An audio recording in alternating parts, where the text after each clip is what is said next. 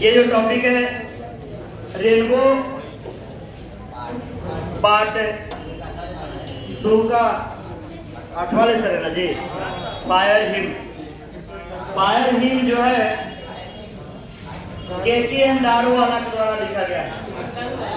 KTM Daruwalla के द्वारा लिखा हुआ ये पोयम है। KTM दारू के द्वारा लिखा गया है। वैसा हम लोग कोई भी टॉपिक पढ़ने से पहले उसके बारे में जानते हैं, लेखक के बारे में।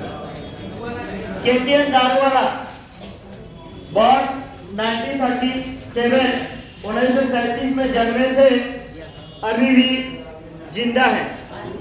84 वर्ष उम्र, हाँ अभी जिंदा है। और देखिए भारत खोजिए तारे घर में जाइए।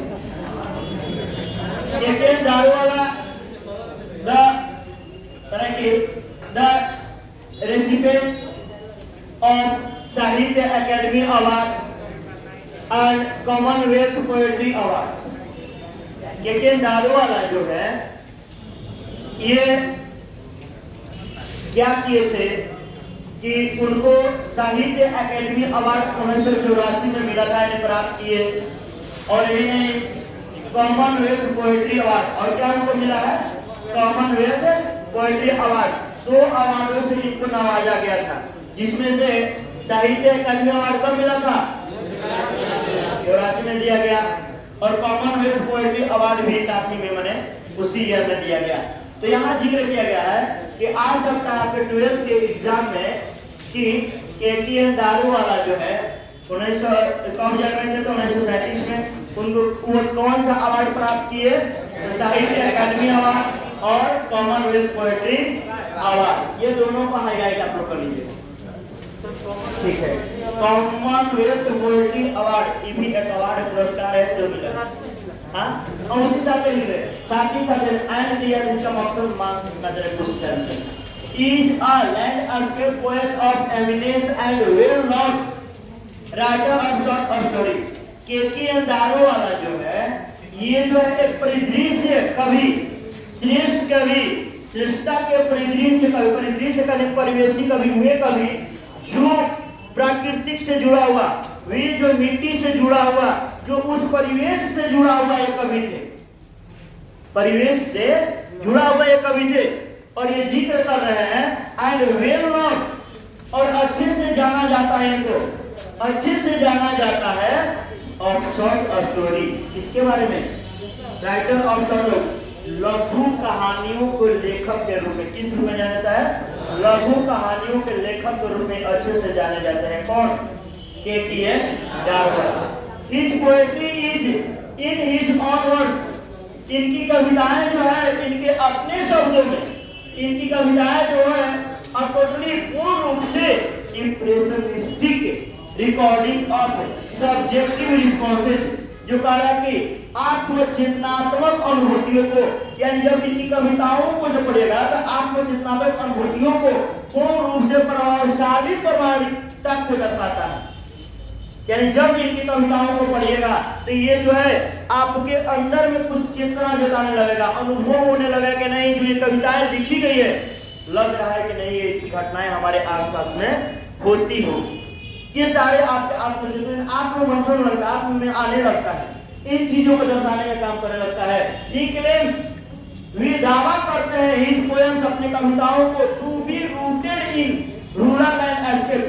ये दावा करने लगते हैं अपने कविताओं को, ये जो कविताएं हमारी है ये आधारित होती है ग्रामीण परिदृश्य पर, ग्रामीण परिवेश पर। किस पर? ग्रामीण परिवेश पर। एंड हेंस अर्दी, और बची, इसलिए इन कविताओं को, इनके कविताओं को भौमिक भी कहा जाता है। क्या कहता है? भौमिक। भौमिक कहने का मतलब हुआ है अर्थ से संबंधित, भूमि से संबंधित, संसार से संबंधित जो इनकी कविताएं जो होती है, ये जो कहा गया है कि हमारे जो ग्रामीण क्षेत्रों से रिलेटेड होता है, पृथ्वी से जुड़ा हुआ कविताएं इनकी होती है, इसलिए इनकी कविताओं को क्या कहता है? भौमिक भी कहा जाता है।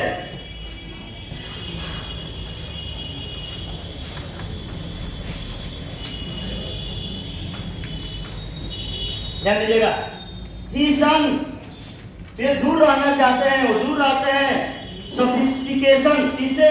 तो छल कपट से। ये कभी जो है छल कपट से दूर रहना चाहते हैं। As he thinks that, वे ऐसे सोचते हैं कि while adding gloss takes away the power of work, वे छल कपट से दूर रहना चाहते हैं और वे चाहते हैं, ऐसे चाहते हैं कि ऐसे सोचते हैं कि वे अपनी कविताओं में कोई भाष्य या चमक दमक को न जोड़े। अपनी कविताओं की जो लाइन होती है, पंक्तियां होती है, उसमें क्या चीज? चमक दमक जोड़ना नहीं चाहते हैं। क्योंकि कहते हैं कि चमक दमक जोड़ने से take away the power of word, जैसे वो जोड़ता है तो कविताओं की ताकतें होती है, जो कविताओं के जो चाहत होता है लोगों को पढ़ने के प्रति, वो धीरे धीरे क्या होते जाएगा? दूर होते जाएगा। वो कविताओं के छंद में, छंद स्टेंजा में ज्यादा चमक धमक वाले शब्द नहीं जोड़ते हैं। जो हकीकत होता है वही हकीकत क्या करते हैं? लिख देते हैं, वही हकीकत को जिक्र कर देते हैं। आगे रहेगा थीम ऑफ हिज पोएट्री, उनकी कविताओं का जो थीम होता है, विषय होता है, जो जिसके बारे में बताना चाहते हैं, वो होता क्या है? लव। उनकी जितनी कविताएं आती है या तो उसमें लव का जिक्र रहेगा, डेथ मृत्यु का जिक्र रहेगा, डोमिनेशन प्रभुत्व का जिक्र रहेगा, किसका? प्रभुत्व या वर्चस्व का जिक्र रहेगा, या सिनिसिज्म में फ्लाइट ऑफ ह्यूमन सोसाइटी, यानी मानव समाज के निंदक दुर्दशा का जिक्र रहेगा, मानव समाज के निंदक दुर्दशा का जिक्र रहेगा। एंड वायलेंस, और किसका? हिंसा का जिक्र रहेगा। ही राइट्स, वे लिखते हैं with intensity and vigour involved in poetic creation, यानी वे लिखते हैं किस चीज को? किसी भी कविता को लिखते हैं तो तीव्रता तथा जोश के साथ लिखते हैं, तीव्रता तथा जोश के साथ लिखता है, और उनका जो लिखावट है सम्मिलित हो जाता है काव्य रचनाओं में। किसमें मिला दिया जाता है? काव्य रचनाओं में मिला दिया जाता है। सिंस चूंकि he had been in police service, चूंकि वे जो थे पुलिस सेवा में थे, कौन में थे? पुलिस सेवा में थे। वायलेंस, हिंसा जो है इज अनअवॉइडेबल, हिंसा जो है उनसे क्या? अपरिहार्य हो जाता है, यानी हिंसा उसे छूता नहीं है और छूता नहीं रहता है, वो हिंसा से हमेशा जुड़े हुए रहते हैं। इनके हर कविताओं में हिंसा का जिक्र किया जाएगा, कुछ न कुछ हिंसक चीजों का जिक्र होता है, क्योंकि खुद पुलिस थे। अब पुलिस लड़ाई झगड़ा से वो दूर नहीं रहता है, इधर लड़ाई हुआ पुलिस बुलाओ, उधर हुआ पुलिस बुलाओ, यहाँ बम फूटा कौन जाएगा? पुलिस। लाश को उठाने के लिए कौन जाएगा? पुलिस। ये कौन का मतलब है कि पुलिस जो है हिंसा से कभी दूर रह ही नहीं सकते हैं। इंपॉर्टेंट वॉल्यूम्स ऑफ वर्ड, कविता का इनका महत्वपूर्ण जो भाग होता है, वॉल्यूम्स भाग होता है, हिस्सा जो होता है, भाग जो इंक्लूड शामिल है, जिसे कौन कौन? अंडर कोरियन, किसने लिखा है? ऑपरेशन इन अप्रैल, किसने लिखा है? क्रॉसिंग ऑफ रिवर, किसने लिखा है? दारूवाला। ये जो सवाल है ये जो है अंडरलाइन कर लें कि ये आपके एग्जाम में पूछे जा सकते हैं कि किसने लिखा है। अगला, ये दारूवाला किस डिपार्टमेंट में क्या थे? पुलिस थे। क्या थे? पुलिस थे। क्लियर है ना? ये भी आ सकता है।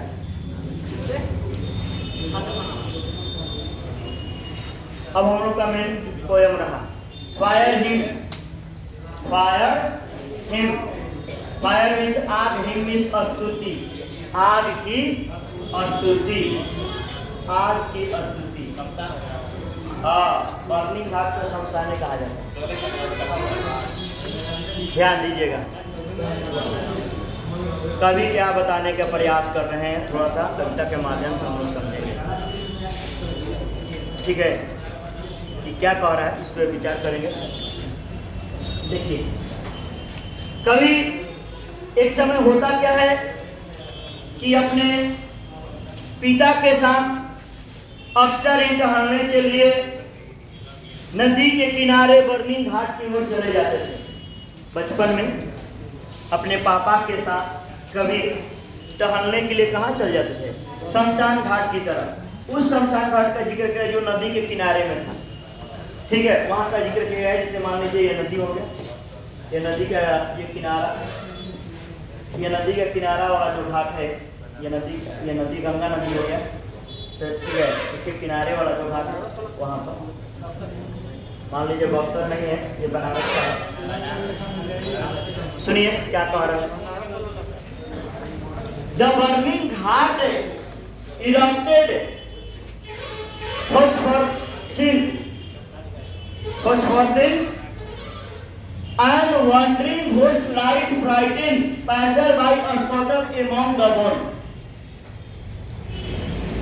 कवि यहां बता रहे हैं कि वे बर्निंग घाट, वो जलता हुआ घाट, बर्निंग घाट उसको कहा जाता है जहां पर हिंदुओं के मृत शरीर को जलाया जाता है। वहां का ये जिक्र कर रहे हैं कि जो बर्निंग घाट है, जलता हुआ घाट, जहां पर हिंदुओं के जलाने काम किया जा रहा है, वहां से जो बाहर निकलने वाली चिंगारी होती है, आग की जो लपटें होती है, वे लपटें एंड वंडरिंग घोस्ट लाइट, और उसमें से जो लगता है कि भूतिए प्रकाश निकल रहा है। भ्रमण करने वाले जो पैसर होते हैं, राही होते हैं, जो भागने वाले, उनको लगता है कि वो क्या कर रहा है, डराने का काम कर रहा है। कौन? भूतिए रोशनी। जब लाशें जलती है, जब रात में उस रास्ते से होकर के जाइएगा और जो उस लाशों के लपटे, जो आग की लपटें निकलती है, तो उसमें से ऐसा एहसास होता है कि कोई निकल रहा है। जो राहगीर होते हैं वो राहगीर क्या करने लगते हैं, डरने लगते हैं। करे वो बगल में थोड़ा सा दूर पड़िए, लाश होने जलेगा। तो वहाँ डरने की बात कर रहा है कि एकदम वहाँ जो है वो जो है भूतिया जो रोशनी होता है, वो डरावने वाली बात करने लगता है और कह रहा है कि जो ये एमाउंट द हड्डियों के बीच, जहाँ तक कि जो जलता होगा तो यहाँ हड्डी के बीच ऐसे उत्पन्न हो रहा है लाश, जिसको कह रहा है कि आगे जो उस आग को भूतिया प्रकाश कर रहा है। और उससे जो है हमारे राहगीर जो है वो क्या करते हैं, डर जाते हैं। कभी कह रहे हैं कि once strolling at down past river bank and ghat, we saw amber losing their cool redness to the grey ash that swells all half cooked dreams bore witness to the fire debauchery। देखिए कवि क्या कह रहे हैं। कवि कह रहे हैं कि एक बार ये अकेले नहीं, अपने बाबूजी के साथ, पापा के साथ, अपने पिताजी के साथ सुबेरे सुबेरे टहलने के लिए चले गए थे नदी के किनारे वाले घाट पर। कहाँ चल गए थे? नदी के किनारे जो बर्निंग घाट था, जहाँ लाश जलाया जाता था, वहां वो चले गए सुबेरे में। तो रात में जब लाश जल जाती है, जला दिया जाए, और सुबेरे में जाइएगा तो वहां क्या बचता है? रात, और शेष बचा हुआ रहता है। क्या बचा हुआ रहता है? और शेष बचा हुआ रहता है। We saw ember lodging their cool redness, और हमने देखा उस चिंगारी को, बुझते हुए चिंगारी को हमने देखा, उनके लालिमा को हमने देखा। किसके लालिमा? आग की लालिमा, जो क्रूर थी। जब मान लीजिए आग जब वो बुझने लगता है तो उसमें से कोयला का देखिए लहकना बंद हो जाएगा, तो आग जो रहता है उसकी लालिमा जो दिखता है, इतना क्रूर दिखता है कि डर लगता है कि उसमें कुछ अगर उंगली पड़ जाएगा तो पूछना नहीं है कि दर्द होगा कि नहीं होगा। कोई तरह उस क्रूर हो जो चिंगारी घुसते हुए उनमें लालिमा जो होती है, टू ग्रे एश, वे जो राख बच जाते हैं, जो राख होता है अवशेष, ये जो राख बच जाते हैं, उसको कभी कह रहा है कि ये आग, जिस आग में सब कुछ निगल जाता है, और निगलने के बाद, जलने के बाद क्या बचती है? अवशेष बच जाती है, राख बच जाती है। फिर भी कह रहा है कि हाफ कुक्ड लिम्स, लेकिन कुछ ऐसी भी चीज रहा कि इंसान के जो बॉडी है उसमें से कुछ अंग जो रहा है अधजला रह गया। क्या रह गया है? अधजला रह गया। होता है कहीं कहीं लाश जल रहा है, जलते जलते गया तो मालूम चला उसका शरीर क्या है, पूर्ण रूप से जला नहीं बल्कि क्या रह गया? अधजला रह गया। होता है, लेकिन वो अधजला होने का मतलब है कि आधा जल कर अगर छूटने का मकसद कभी क्या कर रहा है कि bore witness to the fire of debauchery, आग की अनैतिकता का गवाह है। सब कुछ जला दिया, सब कुछ अपने आगोश में ले लिया। आग ने सब कुछ अपने आगोश में ले लेता है, सब कुछ जला देता है, लेकिन जो ये अंग बच गया, जो अंग बच गया, जो पूर्ण रूप से नहीं जल पाया, वो अंग को कर जो अंग बच गया तो किसका गलती है? आग का अनैतिकता का गवाह है कि आग जो है उसके साथ व्यवहार अच्छा नहीं किया, दुर्व्यवहार किया। जब वो अपने अंदर आने वाले हर चीज को जला ही देता है तो बाकी उस अंग को छोड़ा क्यों? इसलिए कवि जो है उसको यानी आग को दोषी ठहरा रहा है। आग को क्या ठहरा रहा है? दोषी ठहरा रहा है। आग को बार बार कह रहा है कि आग जो है यहाँ पर दुर्व्यवहार किया है, अनैतिक काम किया है, उसको पूर्ण रूप से जलाना चाहिए था लेकिन जलाया नहीं है। ये कवि बार बार इस चीज को आग को गलत के यहाँ ठहराने का प्रयास कर रहा है। कवि जो है पारसी है, धर्म से पारसी है। कवि जो है आग को पूजता है भगवान की तरह, भगवान मानता है कवि। जो ये पारसी लोग होते हैं अपने मृत शरीर को स्वयं जलाते नहीं है, टावर ऑफ साइलेंस पर ले जाकर क्या कर देते हैं? रख देते हैं। टावर ऑफ साइलेंस पर रखने से उनके शरीर का जो मांस होता है उसको चील को हुआ खा जाता है। उनका कहना है कि हम इंसान के काम आए कि न आए, लेकिन कम से कम मेरा शरीर जो है चील कौवे के काम तो आ जाए। इसलिए वो अपने शरीर को जलाते नहीं बल्कि क्या करते हैं? टावर ऑफ साइलेंस को ले जाकर रख देते हैं। टावर ऑफ साइलेंस का मैं बताऊंगा आगे। तो कवि जो है यहाँ पर अधजला रहने से मकसद है वो क्या दर्शा रहा है? कवि दर्शा रहा है किसको? आग के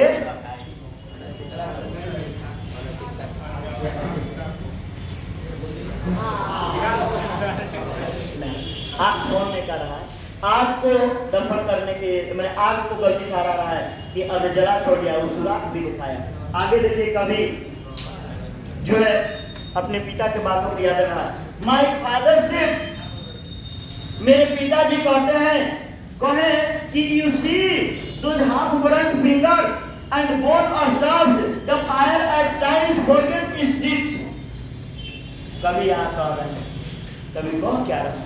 कवि कह रहे हैं कि मेरे पिताजी ने मुझसे कहा, तुमने देखा ये अधजला हुआ अंगुली, तुमने देखा अधजला हुआ हड्डियों, अधजला हुआ जो हड्डी का ढांचा है उसको तुमने देखा कि पूर्ण रूप से जला नहीं है? ये तुमने देखा? क्या कह रहा है बात को? पिता कह रहे हैं। किससे कह रहे हैं?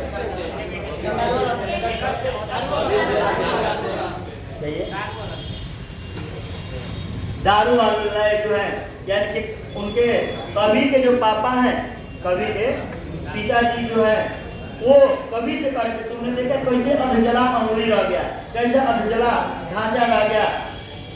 The fire at time forget its deed। आगे भी कह रहे उनके पिताजी कि आग जो है इस समय अपना काम करने से भूल गया। आग का काम वहां पर क्या था? जला देना था, लेकिन देखा वो अपने काम को करने से क्या कर गया? भूल गया, अपने पूरे काम को नहीं कर पाया। ये क्या कह रहा है?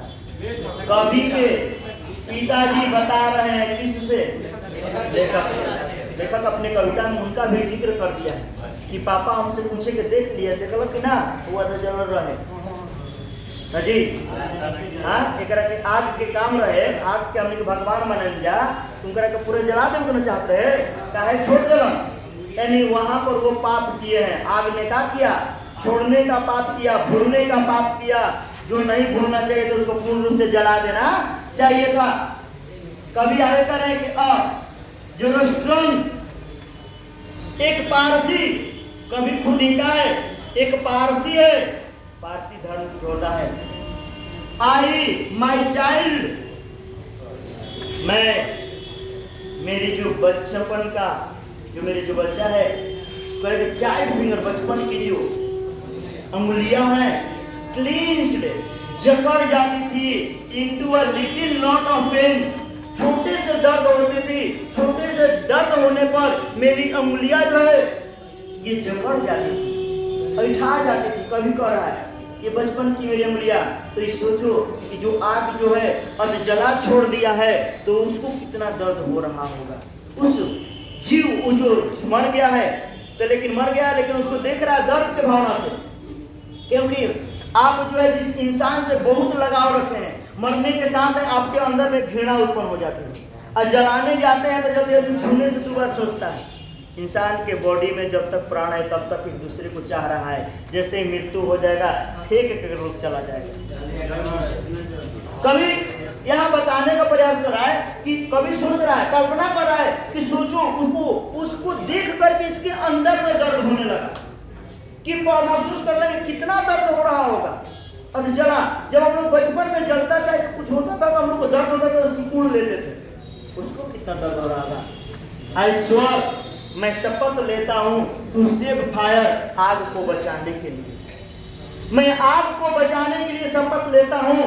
From the sin of forgetfulness, जो भूल करने का पाप किया है आग ने जो भूल किया है, जो आधा जला छोड़ दिया है, उस पाप को करने से बचाने के लिए मैं क्या करता हूँ, शपथ लेता हूँ। कौन कह रहा है? लेखक कह रहा है, कवि कह रहा है कि मैं शपथ लेता हूँ कि जो आग जो है, जो उसको जलाने का काम कर रहा था और नहीं जला पाया, आधा जला छोड़ दिया है, ये जो पाप किया है, मैं इसके लिए शपथ लेता हूँ कि अब जो है आग ऐसा गलती न करे, ऐसे भूल करने का पाप न करे।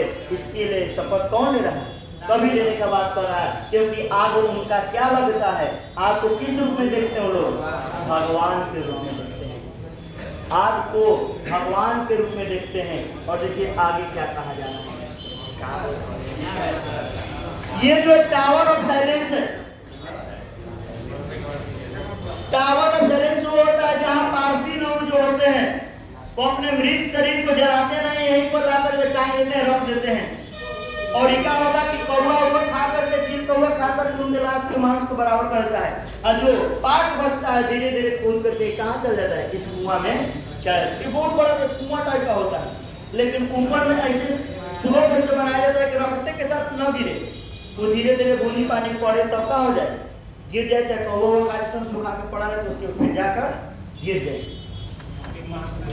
कभी कहा कि it never forget and 20 years since, मैं उस 20 सालों की पहले की जो घटनाएं हैं, जो स्थितियां रहा, इसे कभी भूला नहीं जाता। 20 साल पहले जो घटनाएं रही उसको मैंने कभी नहीं भूला जाएगा। 20 साल पहले की घटनाएं क्या कह रहा है? कभी बता रहा है कि as I concern my first born to the flame, जैसे कि मैंने अपने पहली जन्मा हुआ बच्चा, जो मेरा फर्स्ट बच्चा जो था, किसी कारणवश डेथ कर गया था, उसे मैंने सौंप दिया था टू द फ्लेम्स। किसको? आग को।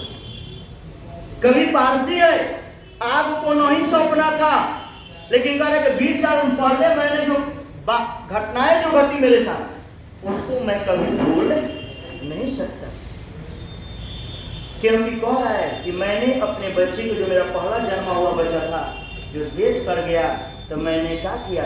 उसे आग को सौंप दिया। किसको सौंप दिया? आग को सौंप दिया। जबकि पारसी लोग आग को नहीं सौंपते हैं, क्या है? और क्योंकि उसका धर्म में है कि आग भगवान है, हम बॉडी को ना जलाएंगे, हम लोग इस टावर ऑफ साइलेंट पर ले जाकर रख देंगे, चील को हुआ उसका मांस को क्या करेगा? खा जाएगा। ये जिक्र कर रहे हैं।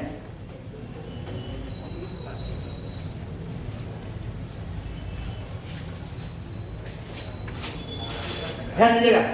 और आगे कहा जा रहा है कि nearest tower of silence was 1000 mile. आखिर क्या है भाई, क्या है आग में डाल दिया? क्योंकि कह रहा कि जहां हम लोग रहते थे वहां से सबसे नजदीक जो टावर ऑफ साइलेंस था वो कम से कम हजारों मील दूर था। सबसे नजदीक था, लेकिन वो कितना दूर था? हजारों मील दूर था। जो टावर ऑफ साइलेंस बनता है वो क्या होता है कि जंगलों में ले जाकर के बनाया जाता है, जहां पर इंसानों के आवागमन न हो, जहां पर इंसानों की बस्तियां ना हो, क्योंकि बॉडी फेंकने पर महत्ता जो है, इससे बीमारी न फैले, इसलिए किनारे बनाया जाता है। लेकिन कभी जहां रहता था वहां से कम कितना दूर? हजारों मील दूर था।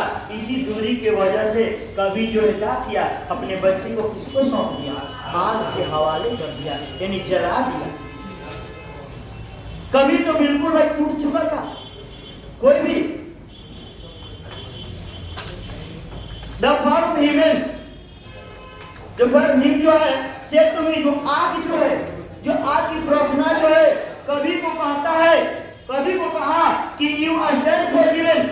तुम समझो कि तुम्हें माफी दे दिया गया, तुम्हें माफ कर दिया गया, तुम्हें भूल मैंने हम लोग माफ कर दिए।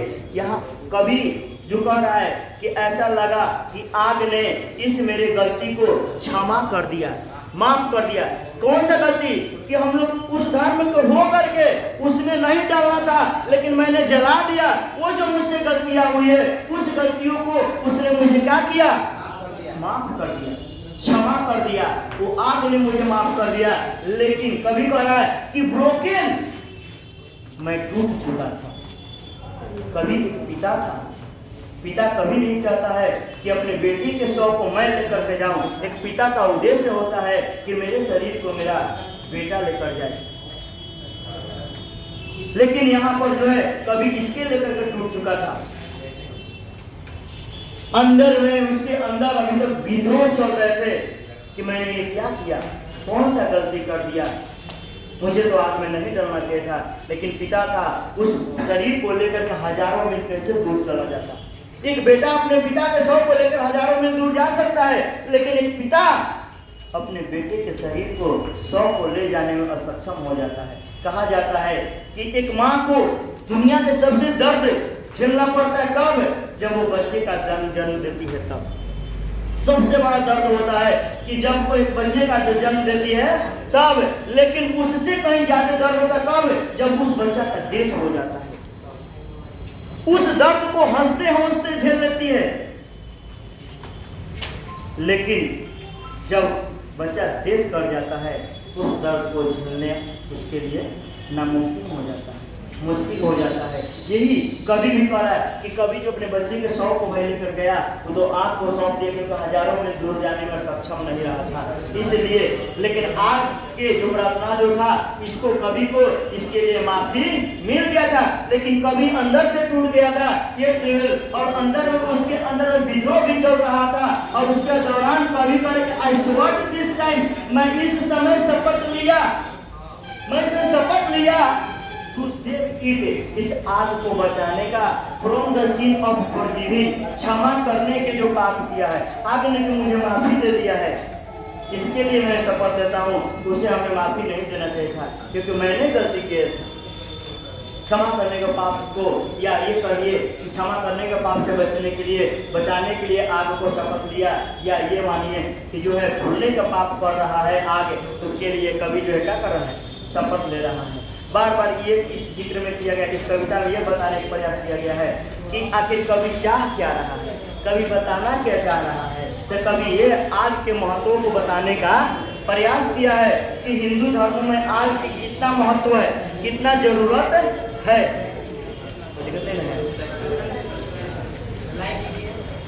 अच्छा, यदि आप लोग मेरे चैनल को सब्सक्राइब कर दीजिएगा। अगर मेरी कविता अच्छा लगे तो आप लोग सब्सक्राइब कर दीजिएगा, बेल आइकन को